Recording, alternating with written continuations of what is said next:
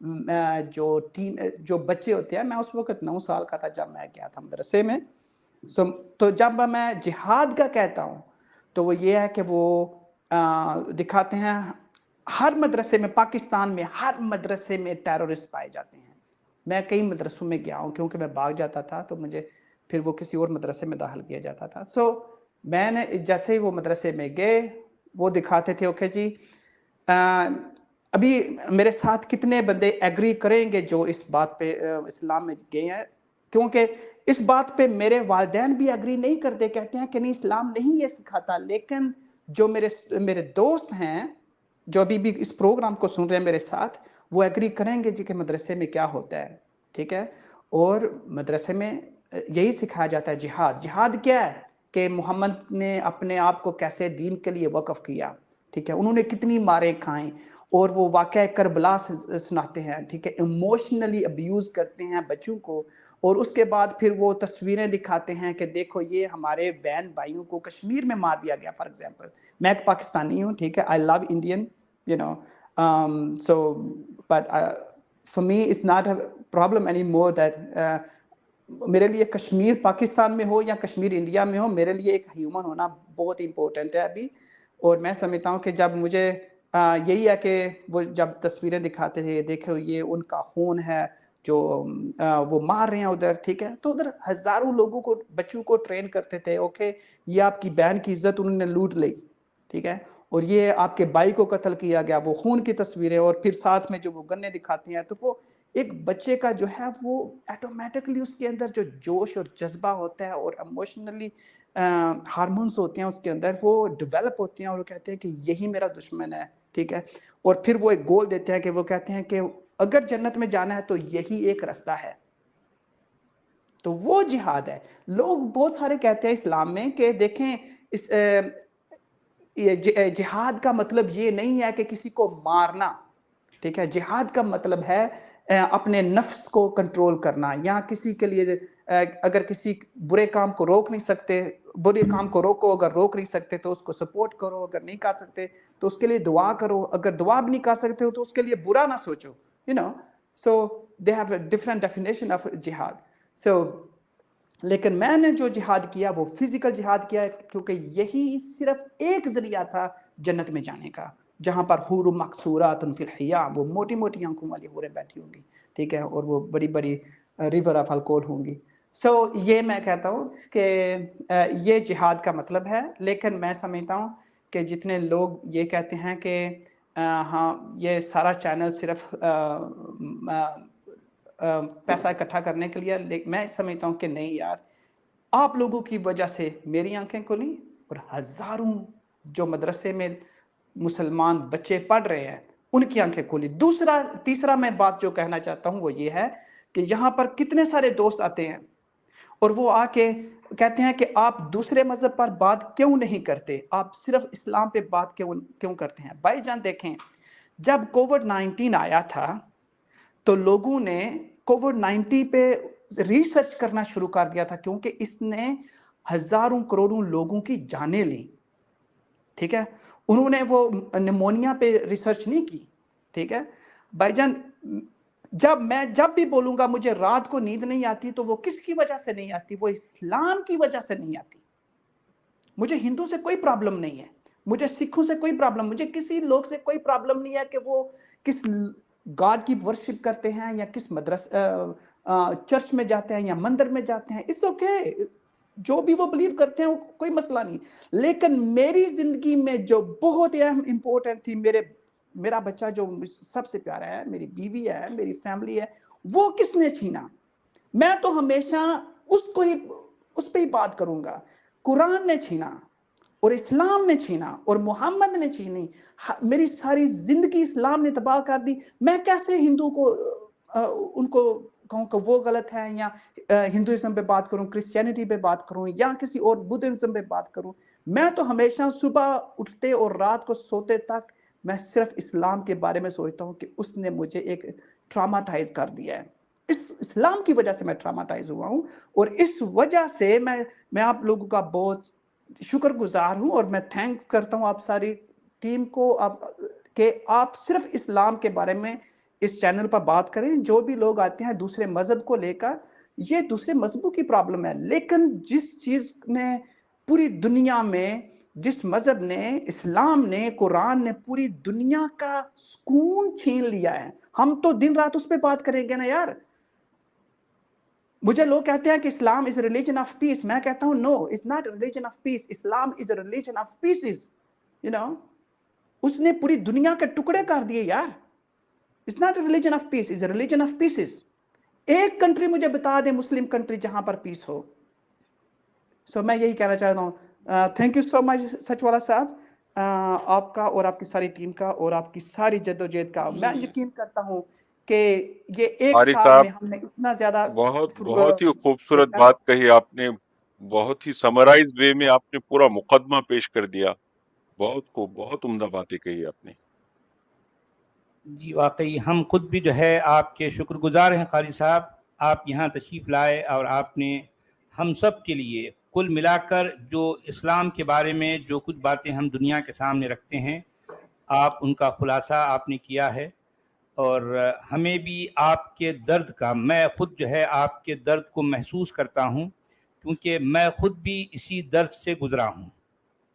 سچ والا صاحب, میں ابھی تک واک نہیں کر سکتا. میری ابھی تک دونوں ٹانگیں ٹوٹی ہوئی ہیں, ٹھیک ہے, میں ابھی تک, اور وہ صرف اسلام کی وجہ سے. مجھے پتا ہے کہ کیا اسلام میں ہے, اور آدھی تو ختم ہو گئی ہے چلو, لیکن یہ ہے کہ مجھ پر کسی کا قرض ہے. وہ یہ ہے کہ آپ لوگوں سے سیکھ کر میں آگے کوشش کرتا ہوں کہ میری زندگی میں یہ گول ہے کہ کم از کم میں نے اگر ایک ایسے انسان کی جس نے دنیا کا سکون برباد کرنے کو تلا ہوا ہے اسلام کو لے کر یا جنت کے خواب لے کر, اگر میں نے اس کو تھوڑا سا اس کی ہیلپ کر دی کہ انسانیت کو سمجھے, یہی میرا گول ہے, ٹھیک ہے. اور میری یہ ساری پین, سارا کچھ میں بھول جاؤں گا. لیکن مجھ پر کسی کا قرض ہے. وہ قرض ان لوگوں کا ہے جو ابھی تک اندھیرے میں رہ رہے ہیں. وہ جو درویش, میرے دوست, میرے بھائی, میری بہنیں جو کہ مدرسے میں پڑھ رہی ہیں, ٹھیک ہے, جو ان کے ساتھ ان کو مینٹلی ابیوز کر رہے ہیں یا ان کو جو برین واش کر رہے ہیں, یہی ہے. ان لوگوں نے پوری دنیا کا سکون برباد کر کے رکھا ہے. میں نہیں جانتا کہ ہندوازم میں, سکھزم میں یا بدھزم میں کیا ہوتا ہے. میں نے نہیں پڑھا. میں نے اسلام کو پڑھا ہے اور اس نے میری زندگی چھینی ہے. میں ہر روز اپنی قرآن کو نیچے رکھ کر اوپر سے 10 لیٹر مارتا ہوں اور پھر اپنی جوتے کو صاف کرتا ہوں, کیونکہ اس نے میرا سکون برباد کیا ہے. I'm sorry to say, but this is pain from my heart. جی قاری صاحب, میں یقیناً آپ کے درد کو, آپ کی اس کیفیت کو میں محسوس کر سکتا ہوں. اسی درد اور اسی کیفیت کو لے کر میں نے اپنی کتاب کو لکھا, اور اس کا ایک اقتباس میں آپ کی نظر کرتا ہوں.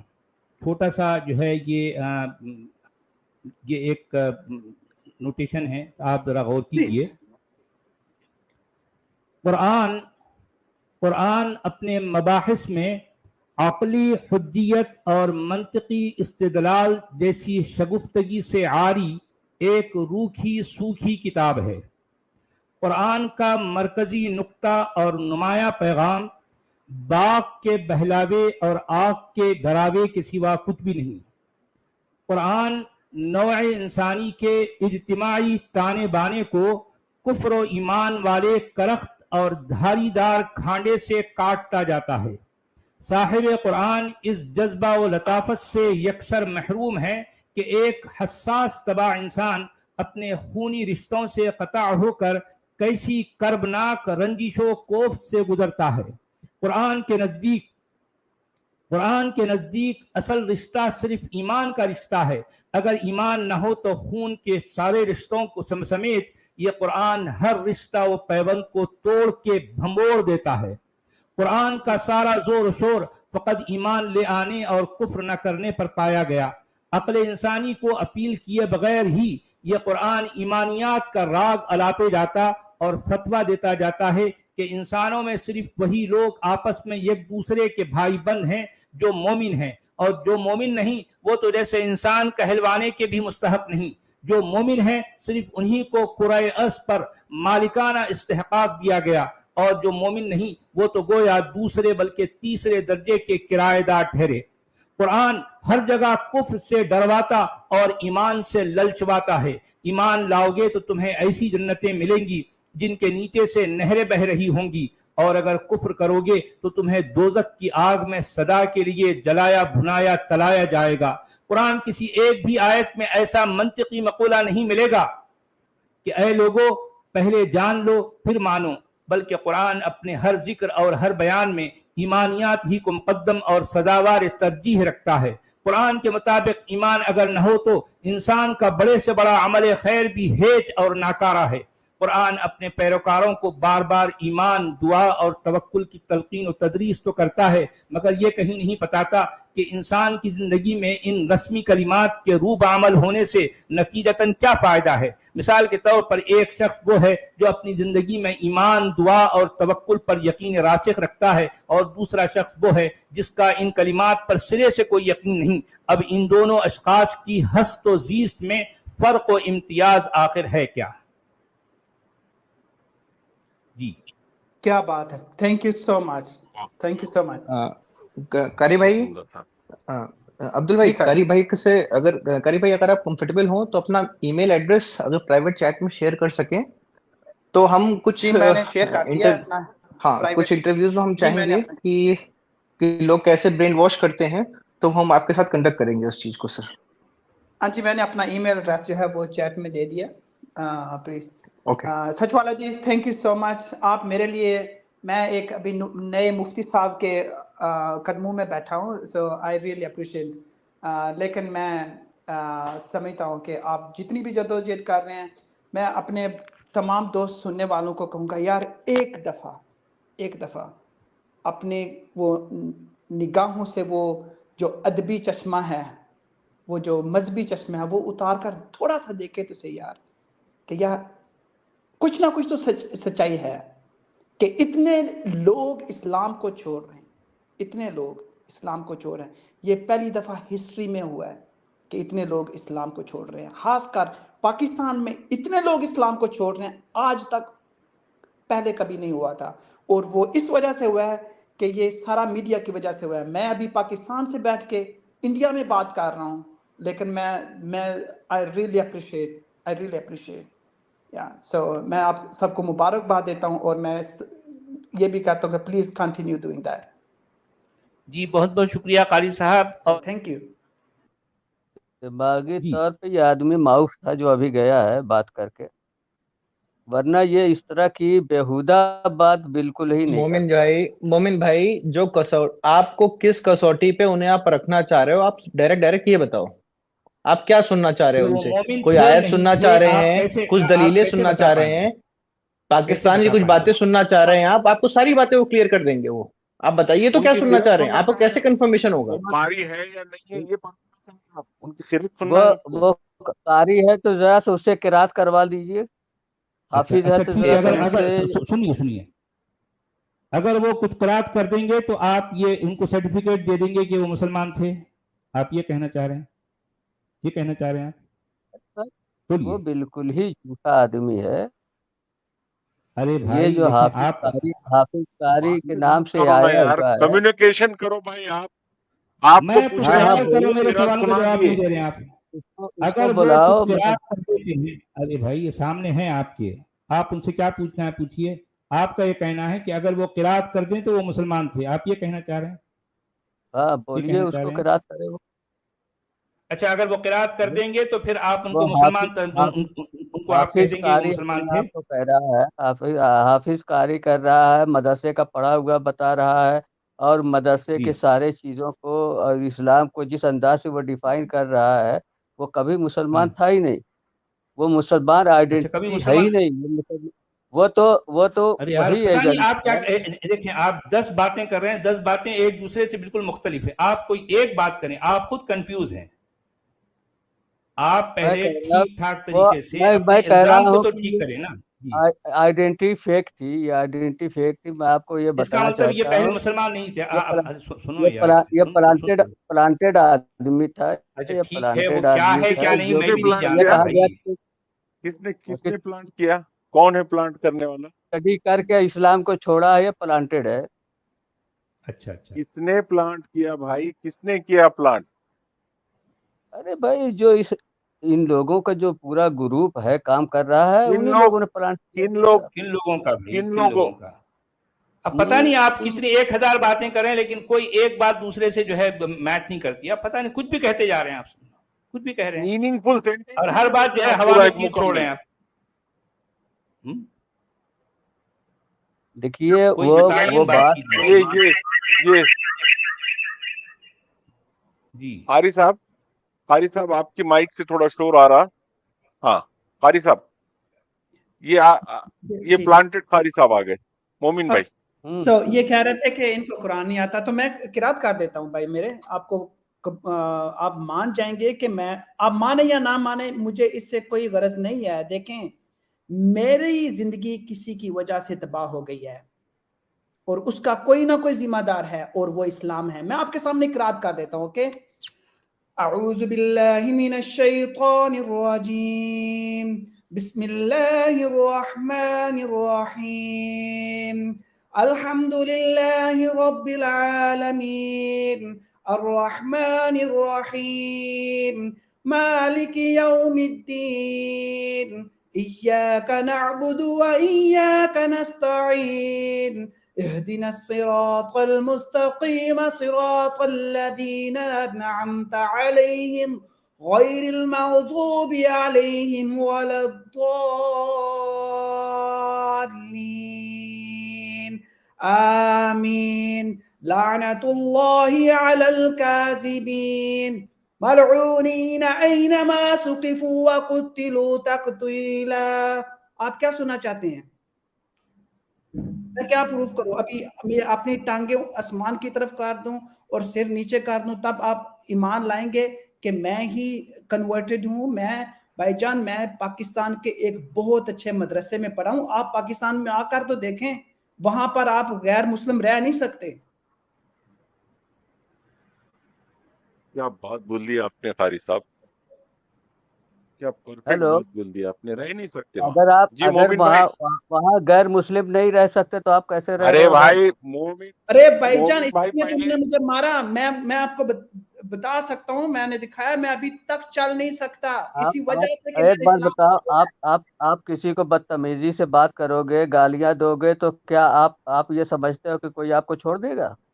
بھائی جان اگر یہ کہنا کہ بھائی جان میں آپ کے محمد کو پرافٹ نہیں مانتا، کیا یہ غلط، میں نے غلط بات کی؟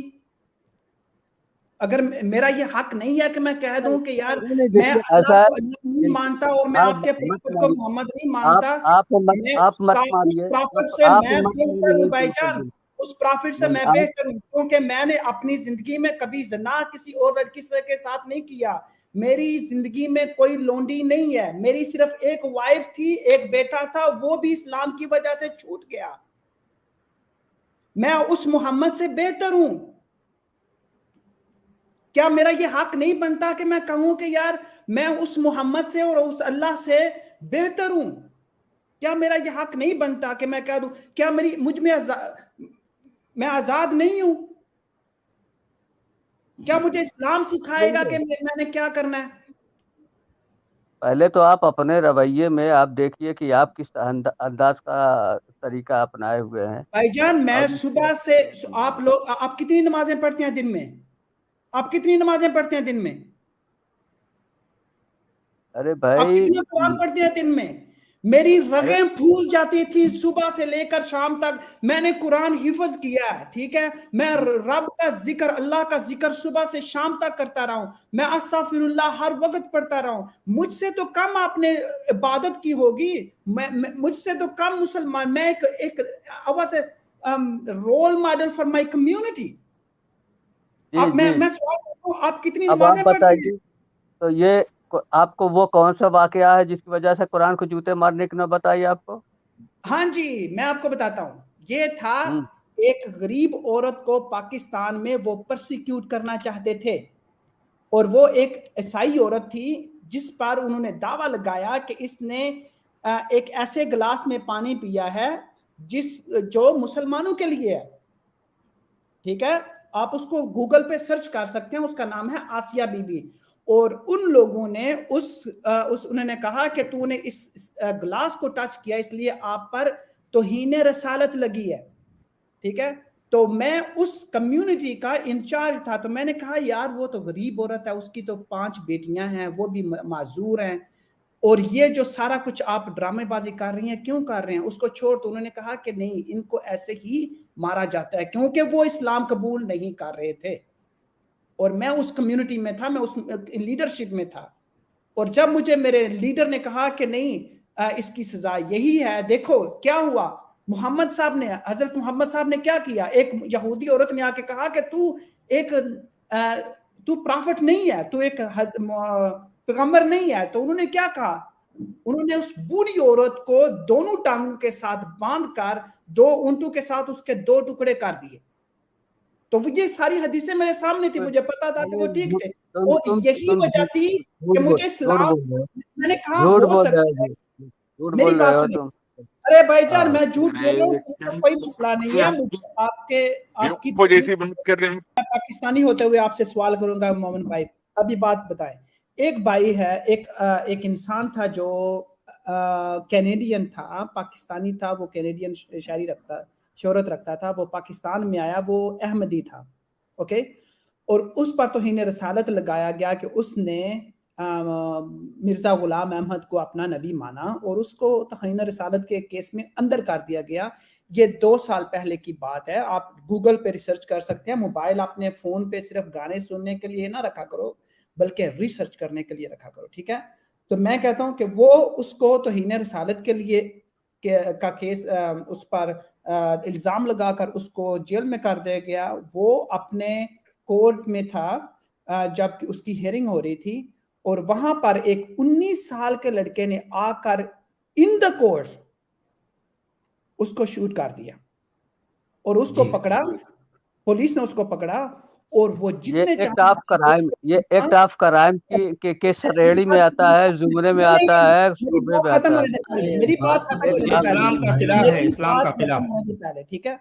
اس نے اس کو کورٹ میں قتل کیا, اور اس نے کہا, وہ جتنے وکیل تھے انہوں نے کہا کہ ہم آپ کا فری کیس لڑیں گے, کیونکہ آپ نے اس انسان کو جس نے توہین رسالت کیا, اس کو کورٹ میں مارا, ٹھیک ہے, جج کے سامنے. اس کی فوٹیج بھی گوگل پہ ہے, یوٹیوب پہ ہے, ٹھیک ہے. اور اس نے کیا کہا, اس نے کہا کہ حضرت محمد لاسٹ نائٹ میرے ڈریم میں آئے ہیں, اور اس نے مجھے یہ ویپن دی ہے, اور اس نے کہا ہے کہ جاؤ اور اس گستاخ رسول کو جو ہے وہ مار دو. جی ہاں, ویسے بھی جس علاقے میں دیکھیں, دنیا کے جس علاقے میں جذباتی مسلمان جتنے زیادہ ہوں گے, وہاں اس طرح کے حالات, اس طرح کے واقعات ہوں گے, ضرور ہوں گے, obviously ہوں گے. بالکل بالکل صحیح بات. میں جب حفظ کرتا تھا, تو جب میں نے جہاد کے لیے جوائن کیا, تو میرا کیا موقف تھا, ٹھیک ہے, کہ یہی تھا کہ یہ دنیا ساری فانی ہے, ٹھیک ہے, اور یہ قرآن ہے جو میرا کفن بنے گا, ٹھیک ہے, اور ایک ہی چیز ہے جو مجھے جنت میں لے کے جائے گی, وہ جہاد ہے. میں کیا کہوں اس بھائی کو, یہ تو کچھ بھی نہیں جانتے, یہ تو کچھ بھی نہیں جانتے. بھائی جان, آپ پاکستان میں آ کر ایک کدو کو کدو کہہ کے دکھاؤ, اگر آپ کدو کو کدو شریف نہیں کہو گے تو وہ آپ کا سر تن سے جدا کر دیں گے. آپ شکر کرو کہ آپ انڈیا میں ہو. پاکستان میں شکر کرو بھائی, مسلمانوں, شکر کرو کہ تم لوگ انڈیا میں ہو. شکر کرو, صرف کم سے کم اس بات کا شکر کرو کہ تم بھارت جیسی جگہ پر ہو.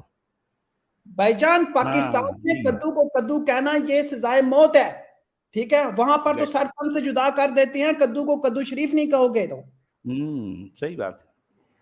میں صرف آخر میں یہ کہنا چاہتا ہوں, سچ والا جی, آپ کو اور آپ کی ٹیم کو سب کو مبارکباد ہو, اور خاص کر میں یہ کہوں گا ایز اے پاکستانی کہ آپ اور آپ کی ٹیم ایک گفٹ ہیں انڈیا کے لیے, اور پورے مسلمانوں کے لیے جو کہ آپ کی لینگویج کو سمجھتے ہیں, وہ چاہے وہ بنگلہ دیش سے ہوں, افغانستان سے ہوں, پاکستان سے ہوں, اور انڈیا سے ہوں. آپ اور آپ کی ٹیم ایک گفٹ ہے ان کے لیے. اور میں اپنے تمام دوستوں سے کہوں گا, چاہے وہ مسلمان ہیں یا ریڈیکل مسلمان ہیں، یا وہ مسلمان ہیں کیونکہ ان کے آبا و اجداد مسلم تھے، میں کہوں گا یار صرف ایک دفعہ